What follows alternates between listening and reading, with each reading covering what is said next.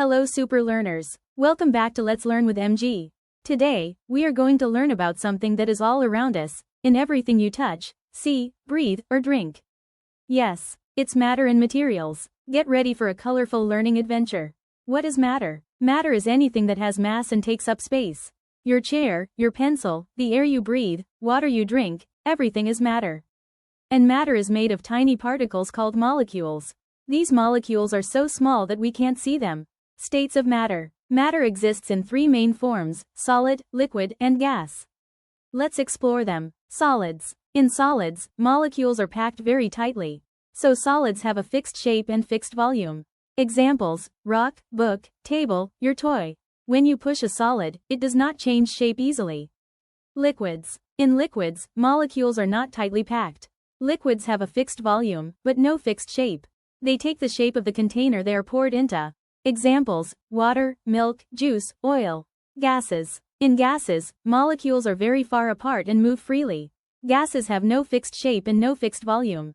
They spread and fill all the space around. Examples: air, oxygen, carbon dioxide.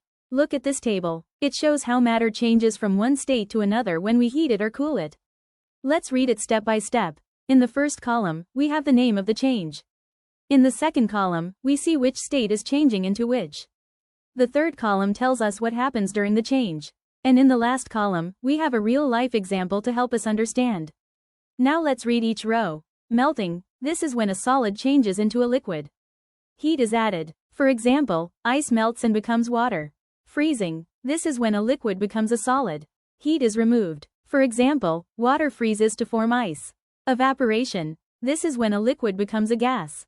Heat is added. For example, wet clothes dry in the sun because water turns into vapor. Condensation. This is when a gas changes back into a liquid. Heat is removed. For example, water droplets form on a cold glass. Sublimation. This is special. A solid directly turns into gas without becoming liquid. For example, camphor or naphthalene balls slowly disappear. So, this table helps us understand how heating and cooling can change matter from one form to another. Solutions. A solution is made when something dissolves completely in a liquid. Sugar is the solute, water is the solvent, and sweet water is the solution. Some liquids mix well with water. These are miscible, like juice. Some do not. These are immiscible, like oil and water. Separation of substances. We can separate mixtures using different methods. Now let's look at this table. This table shows us that we can separate mixtures using different methods, depending on what kind of mixture it is. The table has three columns. The first column tells us the name of the method. The second column tells us what kind of mixture the method is used for. And the third column gives us a simple example from daily life. Let's read each row. Handpicking. This method is used when the things look different in size, shape, or color, so we can remove one by hand. Example: we remove stones from rice before cooking. Sieving. This method is used when we want to separate bigger particles from smaller ones. Example: builders separate sand from stones using a sieve. Winnowing. This method is used when one part of the mixture is heavier and the other is lighter. Example: farmers separate chaff from grains using wind. Filtration. This method is used to separate a solid that does not dissolve in water. Example: we can separate chalk from water using filter paper. Evaporation. This method is used to separate a solid that dissolves in water, by heating to remove the water. Example: salt is obtained from seawater by evaporation. Separating funnel. This method is used to separate two liquids that do not mix with each other.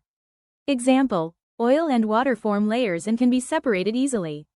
So, this table helps us decide which method to use depending on the type of mixture we want to separate. Materials and their properties. Different materials have different properties.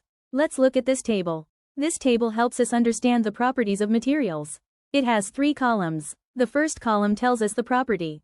The second column gives a real-life example of that property. And the third column tells us what that property means. Now let's read each row one by one. Hard. The example is stone. Hard means something that cannot be easily scratched or broken. Stones are hard. Soft. The example is cotton. Soft means the material is easy to press or squeeze. Cotton is soft. Shiny or lustrous. The example is gold. Lustrous means it shines and reflects light. That's why gold jewelry is shiny. Transparent. The example is glass.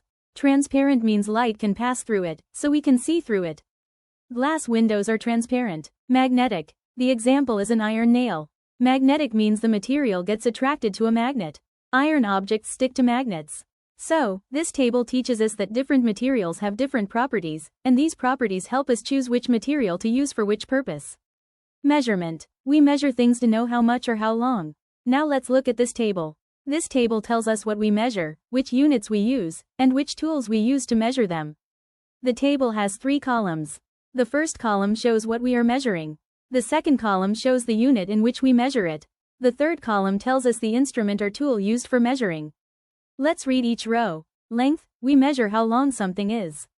We use meters or centimeters as units. And we measure length using a ruler or a measuring tape. Mass or weight, we measure how heavy something is. The units are grams or kilograms. We use a balance scale to measure weight. Capacity, this tells us how much liquid something can hold. The units are liters and milliliters. We use a measuring cup to measure capacity. Time, we measure how long something takes. The units are seconds and minutes. We use a clock or a watch to measure time. Temperature, we measure how hot or cold something is. The units are degrees Celsius or degrees Fahrenheit. And we use a thermometer to measure temperature. So, this table helps us understand what to measure, which unit to use, and which tool to use every time. So today we learned that matter is everywhere and comes as solids, liquids, and gases. We explored solutions, separation, material properties, and measurement. Wasn't that fun? Don't forget to like, share and subscribe to Let's Learn with MG for more exciting learning adventures.